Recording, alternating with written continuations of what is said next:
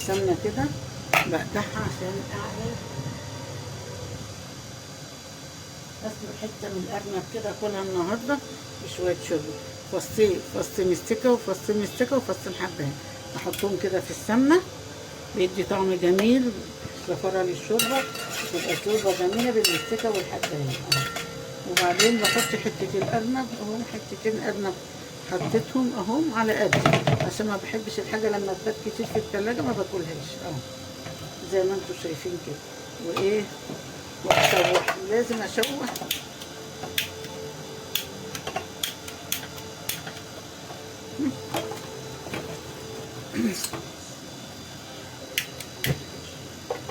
لازم اشوح الارنب كده بحته سمنه بلدي حلوه، فصين مستكه وفصين حبهان، اغلي الميه واروح سقطها عليه.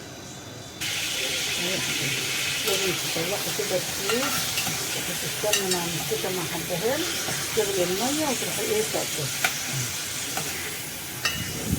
عايزه تعملي على شويه شوربه حبه ملوخيه، شويه رز، تعملي شويه مكرونه محمره كده بالشوربه، اي حاجه خفيفه عشان سناني وجعاني. خلعتي ضرس العقل ولسه ضرس تاني هيتخلع، قال لي بعد 10 ايام دعواتكم ليا بالشفا، مش عارفه اكل ولا اشرب.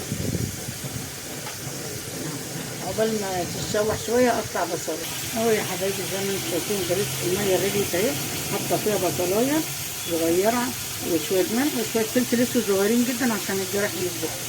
واروح ساقطه بقى زي ما انتم شايفين، ونغطي عليها ونسيبه بقى لما يتسلق. اشوف بقى هعمل شويه مكرونه محمره ولا هعمل شويه ملوخيه وشويه رز زي ما ايه ربنا بقى يريد. ممكن اعمل شويه مكرونه محمره كده اهو بس، واسيبها بقى تستوي معاكم لغايه ما اخلص واغرف. حبايبي طحنت بقى الملوخيه الورق اللي انا عاملاها معاكم مفرزاها، وفي اي وقت بحتاجها بلاقيها بعملها على طول. الشوربه تكون بتغلي هفضيها ايه على الشوربه على طول اهو يا حبايبي. زي ما انتم شايفين اول ما الشوربه غليت طحنت الملوخيه وحطيتها. لازم تكون الشوربه بتغلي وتطحنيها وتروح حطها، تفضل خضره بصوا زي ما هي كده كانك لسه جايباها وعاملاها. محضره الثوم اهي بالكزبره وحته السمنه الصغيره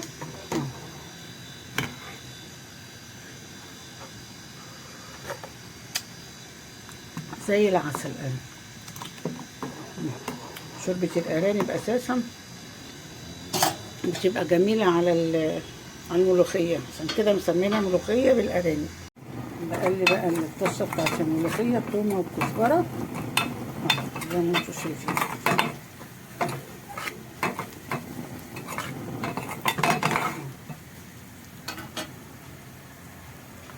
نمتشي بقى الملوخيه بتاعتنا الحلوه كده اهو ونسقط كده.